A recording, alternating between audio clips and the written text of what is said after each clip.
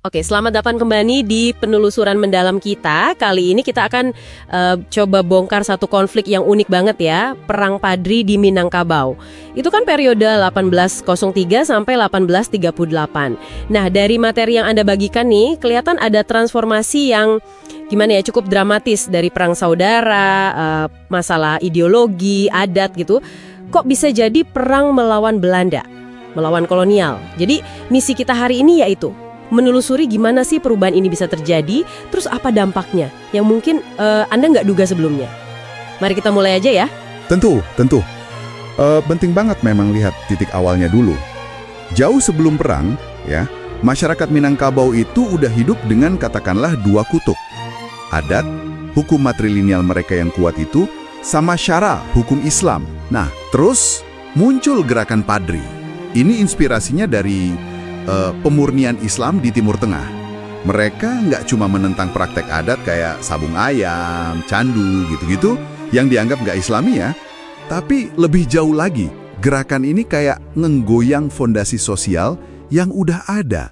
Ya, jadi ada friksi, gesekan kuat di masyarakat, menantang dominasi kaum adat lah intinya. Oke, jadi udah ada bibit konfliknya ya antara adat dan Padri ini.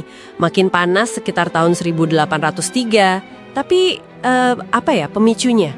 Kenapa di tahun 1821 itu kaum adat sampai ya ambil langkah drastis, minta tolong ke Belanda gitu loh, kekuatan luar kan?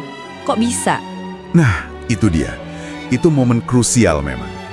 Kaum adat waktu itu posisinya makin terjepit. Kalah pengaruh lah sama kaum Padri, secara militer juga. Jadi ya, minta bantuan Belanda itu mungkin kelihatan kayak pilihan terakhir buat mereka bertahan. Tapi ya itu, kayak yang Anda bilang tadi, jadi kayak pedang bermata dua. Justru langkah itu malah buka jalan buat Belanda masuk. Intervensi militer, dan ya ujung-ujungnya mereka punya ambisi sendiri kan, mau kuasai Minangkabau. Jadi Belanda masuk di 1821. Tapi nggak langsung mulus kan ya, ada semacam jeda gitu ya? Betul sekali. Fase awal Belanda masuk itu ya 1821 sampai 1833, ternyata nggak gampang buat mereka. Menariknya, di 1825 itu ada perjanjian masang, semacam gencatan senjata lah. Gencatan senjata, kenapa tuh? Nah, ini kalau kita lihat gambaran besarnya, Belanda waktu itu lagi repot banget. Sumber dayanya lagi habis-habisan dipakai buat perang Diponegoro di Jawa. Itu kan 1825 sampai 1830. Mereka ya nggak sanggup lah perang besar di dua tempat sekaligus. Oh gitu ceritanya, pantesan. Iya, dan Tuanku Imam Bonjol, pemimpin Padri ini, wah cerdik banget dia. Jeda perang itu dimanfaatkan betul. Bukan buat santai-santai, tapi justru buat konsolidasi, perkuat benteng Bonjol itu.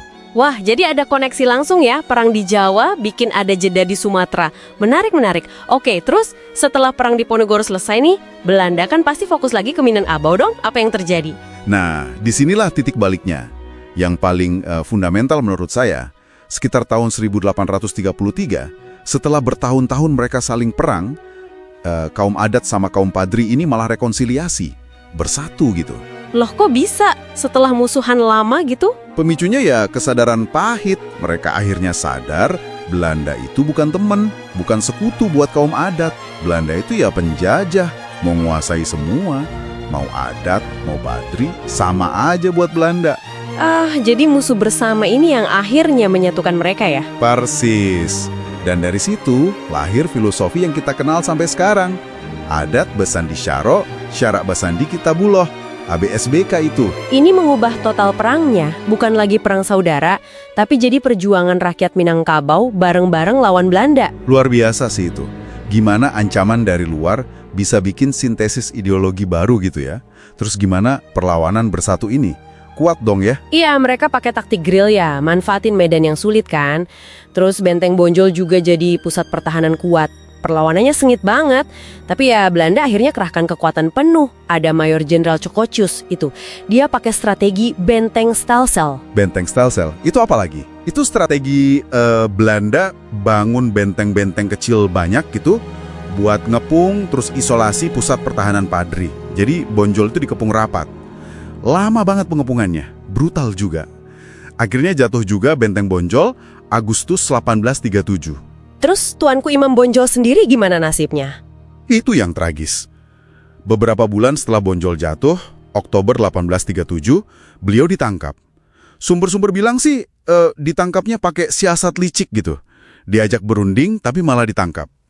Taktik klasik kolonial lah. Pahit memang. Buat Anda semua yang menyimak, intinya kan transformasi Perang Padri ini ya, dari konflik internal pecah belah jadi satu perjuangan anti kolonial.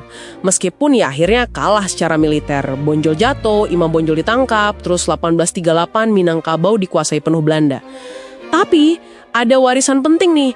Pertama bisa dibilang kemenangan budaya, filosofi ABSBK tadi itu justru yang dipakai jadi fondasi identitas Minangkabau modern. Walau Padri kalah perang, ideologinya diadopsi. Betul. Dan ada warisan kedua nih sering luput tapi dampaknya gede banget ya secara ekonomi makro.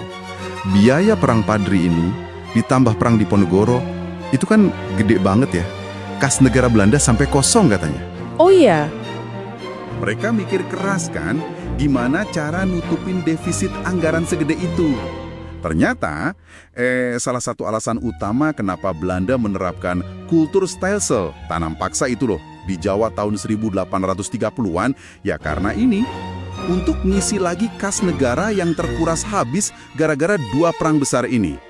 Jadi, perlawanan di Sumatera Barat itu secara nggak langsung ikut andil dalam kebijakan eksploitasi besar-besaran di Jawa. Ini koneksi yang penting banget. Wow, nggak kepikiran ya dampaknya bisa sejauh itu. Nah, sebagai penutup nih, coba Anda renungkan ini. gimana pemahaman kita soal dinamika internal adat Padri, terus masuknya Belanda, sampai akhirnya rekonsiliasi tak terduga di Perang Padri ini, bisa ngasih kita kacamata baru buat lihat konflik sejarah lain, atau bahkan jangan-jangan pola kayak gini, konflik internal, campur tangan luar, potensi rekonsiliasi, masih relevan buat memahami ketegangan sosiopolitik zaman sekarang? Oke, selesai sudah penelusuran mendalam kita kali ini.